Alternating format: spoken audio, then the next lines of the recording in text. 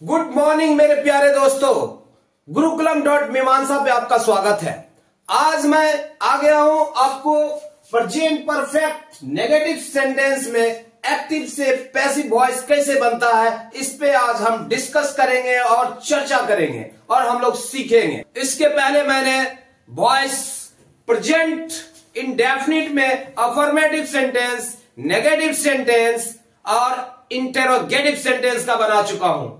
Present continuous का भी बना चुका हूं, negative sentence, interrogative sentence, affirmative sentence.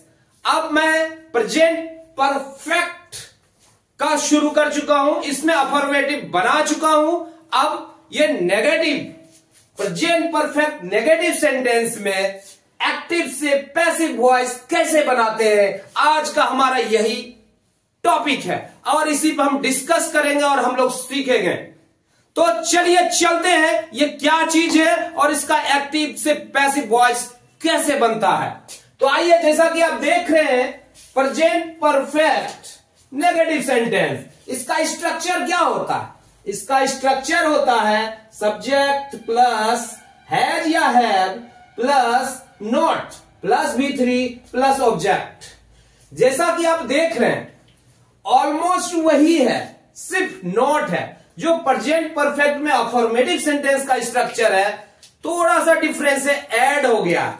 क्या ऐड हुआ है यहां पर? यहां पर सिर्फ नॉट ऐड हुआ है, अदरवाइज वही है, वही है, वही सब्जेक्ट नहीं, उसी प्रकार से है और ऑब्जेक्ट है, स्थान वही है, एक एक्स्ट्रा चीज नॉट आ गया है यहां पर।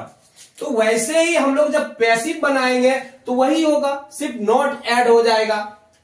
तो आप जानते हैं कि एक्टिव वॉइस से पैसिव वॉइस में, एक्टिव वॉइस से पैसिव वॉइस बदलने के लिए क्या करना पड़ता है? एक्टिव से पैसिव वॉइस में बदलने के लिए हमें ऑब्जेक्ट को सब्जेक्ट की जगह पर लाना पड़ता है और सब्जेक्ट को ऑब्जेक्ट की जगह ले जाना पड़ता है। और इसमें एक्स्ट्रा क्या ऐड हुआ है? वही हैज है, नॉट वही, और यहां पर एक बीन एक्स्ट्रा आ गया। V3 वही है, यहां भी V3 प्लस बाय है, अब प्लस सब्जेक्ट है। आइए चलते हैं, हम इसे एग्जाम्पल से समझने की कोशिश करते हैं कि ये क्या चीज है और कैसे बनता है। बहुत ही सिंपल तरीके से हम लोग इसे समझेंगे, बहुत ही आसानी से। जो भी बिगिनर्स है वो आसानी से समझेंगे। अगर समझ में नहीं आए, इसके बावजूद भी नहीं आए, तो मैं और भी तरीका लेके आऊंगा, और सिंपल से सिंपल तरीका, ताकि आपको समझ में आ जाए। लेकिन आशा करते हैं कि 100% आपको समझ में आए। चलिए, मान लो कि I have written a letter. I have written a letter. यहां पर हमारा ऑब्जेक्ट क्या है? लेटर हमारा ऑब्जेक्ट है, तो ऑब्जेक्ट को हम सब्जेक्ट की जगह ले आते हैं। अ लेटर और एक लेटर है, एक लेटर में क्या लगता है? हैज का प्रयोग होगा। अ लेटर है, सिंगुलर है तो हैज, अ लेटर हैज, और बिन है, बिन, प्लस क्या है? V3, हैज बिन, राइट का V3 क्या हो जाएगा? रिटेन प्लस बाय प्लस आई क्या हो जाएगा? मी। जो यहां पर सब्जेक्ट है वो ऑब्जेक्ट की जगह पर जाएगा, तो क्या हो जाएगा? सॉरी, यहां पर नॉट मैंने नहीं लगाया है, चूंकि नेगेटिव सेंटेंस है, यह नॉट लगाना जरूरी है। एक बार मैं इसको स्ट्रक्चर को ठीक करता हूं। क्या हो जाएगा? I have not written, I have not written a letter. तो क्या हो जाएगा? अ लेटर हैज नॉट, नहीं, यहां क्या हो जाएगा? Has not, a letter has not been. इसे मैं फिर से एक बार इरेज करके ही लिखता हूं तो ज्यादा अच्छा। तो क्या हो जाएगा? A letter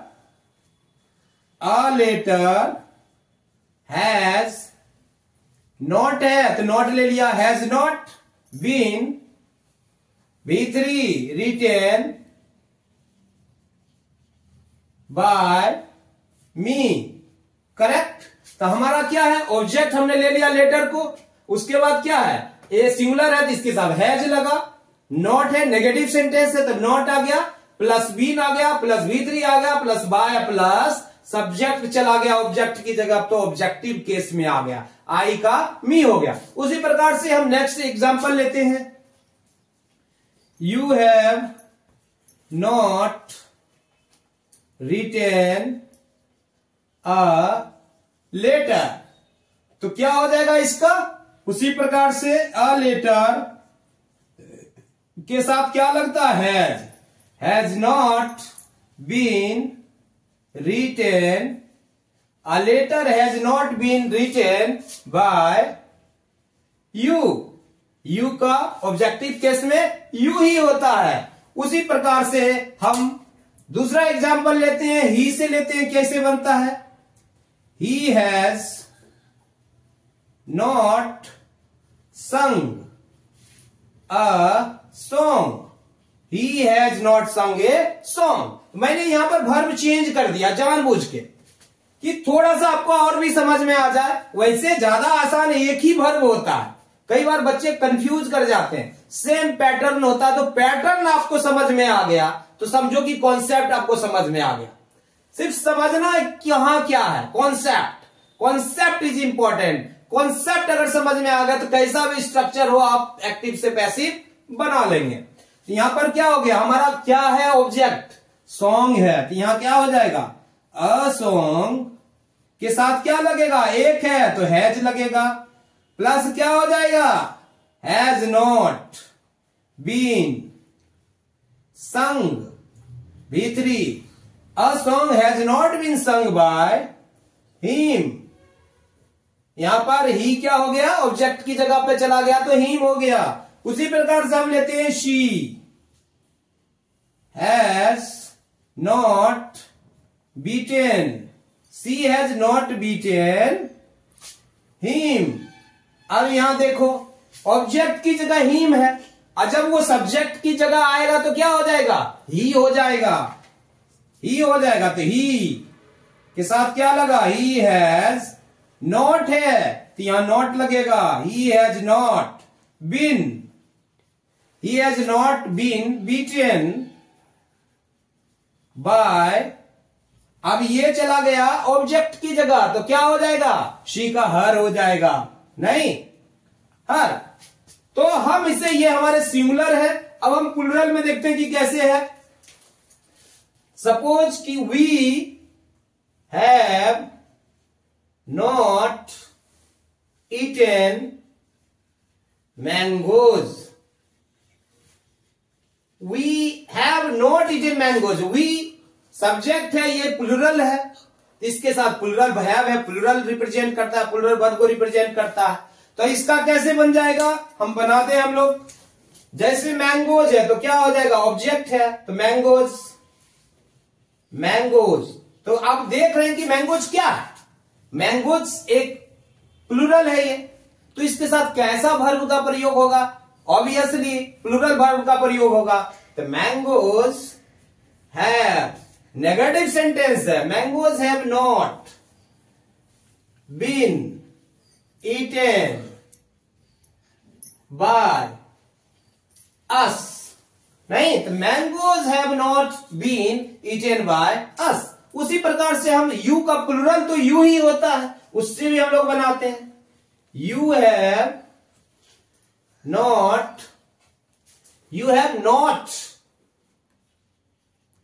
you have not संग ए सॉन्ग, आप लोग एक गाना नहीं गाए थे, ये नहीं गा चुके थे, तो क्या होगा, इसका पैसिव वॉइस ए सॉन्ग है, क्या सिंगुलर है, तो हम क्या लेंगे, ए सॉन्ग हमारा ऑब्जेक्ट है तो यह आ जाएगा, सब्जेक्ट की जगह पे आ जाएगा ए सॉन्ग, ए सॉन्ग के साथ क्या लगेगा, हैज लगेगा, a song has not been, क्या हो जाएगा, संग, संग बाय, क्या हो जाएगा, यू, आपने देखा किस तरीके से क्लियर होता जा रहा है। हम और भी एग्जाम्पल से, जितना एग्जाम्पल हम लेंगे बनाएंगे, हमारा कॉन्सेप्ट उतना ज्यादा क्लियर होगा। तो हम और दूसरा एग्जाम्पल लेते हैं। सपोज दे से लेते हैं। दे हैव not played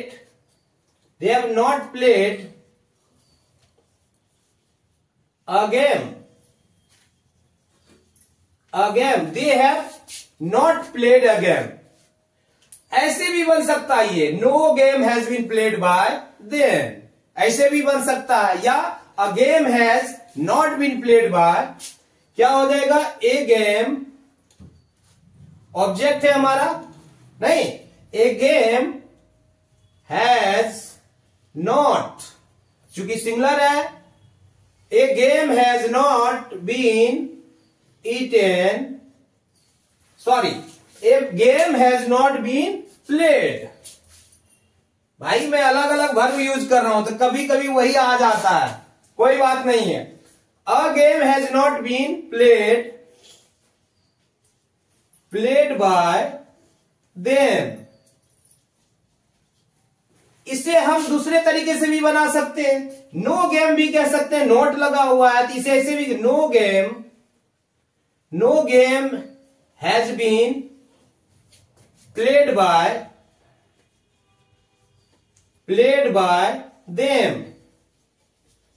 और आपने देखा कि a game has not been played by, तो इसको हम ऐसे, चूंकि नेगेटिव है तो नो गेम मतलब कोई गेम नहीं खेला गया, तो no game has been played by, इसलिए हम यहां पर क्या है, नॉट का प्रयोग नहीं किए हैं, चूंकि ऑलरेडी यहां जो है ये नेगेटिविटी को रिप्रेजेंट कर रहा है। नो गेम, कोई गेम नहीं, कोई गेम नहीं खेला गया उन लोगों के द्वारा, तो इससे ये रिप्रेजेंट हो रहा। आगे हम लेते हैं राम एंड श्याम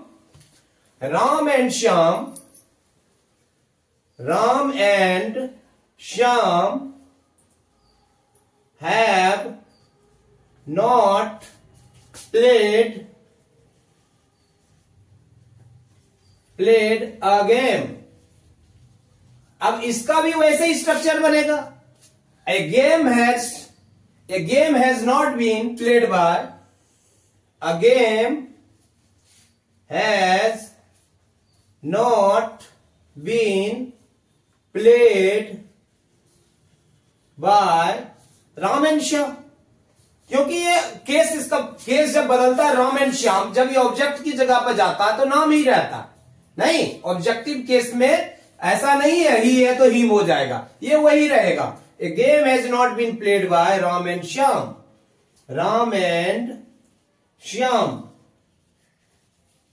करेक्ट। या इसको ऐसे भी बनाया जा सकता है, no game has been played by Ram and Shyam, no game has been played by Ram and Shyam,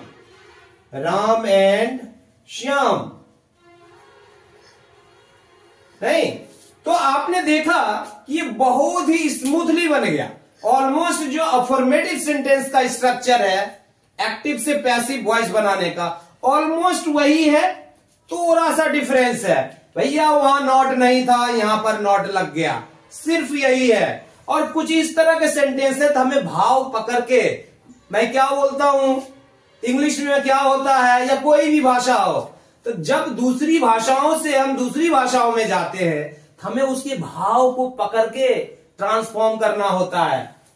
यहां तो दूसरी भाषा नहीं है, इंग्लिश ही है, लेकिन इस सेंटेंस का मतलब क्या है, भाव क्या है, उसके हिसाब से हमने यहां पर नो गेम लगाया है। नहीं, इसका भी मतलब वही है, और उसका a game has not been played by Shyam, उसका भी मतलब वही है। तो इस बात को लेके कंफ्यूज नहीं करना है। नहीं, I have not written a letter, no letter has been written by me, ऐसे भी हो सकता है, कोई लेटर नहीं लिखा गया मेरे द्वारा।